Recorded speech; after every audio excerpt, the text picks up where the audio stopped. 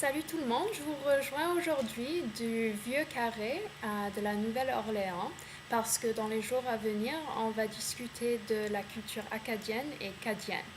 Alors commençons avec une visite guidée de la Nouvelle-Orléans. Allons-y.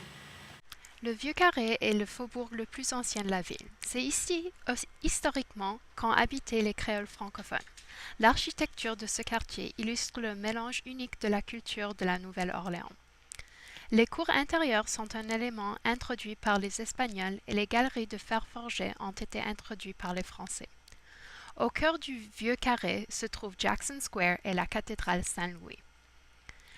Les maisons traditionnelles du Garden District ont été bâties dans le style Greek Revival et les rues portent les noms des muses de l'Antiquité grecque. Plus près de la rivière, dans le quartier Uptown, on trouve les Shotgun Houses, maisons originalement du 19e siècle construites par les travailleurs. Dans cette région de la ville, on trouve Magazine Street, le centre commercial de la ville. Le faubourg Tremé tient beaucoup d'importance dans l'histoire afro-américaine. C'est ici que, déjà au XVIIIe siècle, les Afro-Américains pouvaient posséder de la terre. C'est ici qu'est né le jazz et le parc Louis Armstrong se trouve dans ce quartier en honneur d'un des figures les plus importantes dans ce style de musique.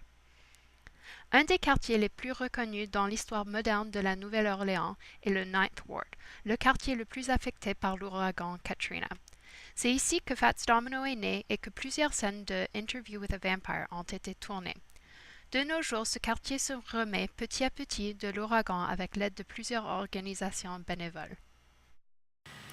Ma question pour vous pour aujourd'hui est, quand vous êtes en voyage, est-ce que vous prenez beaucoup de photos ou bien est-ce que vous collectionnez des objets comme des coquillages ou bien des cartes postales? Au revoir et à bientôt.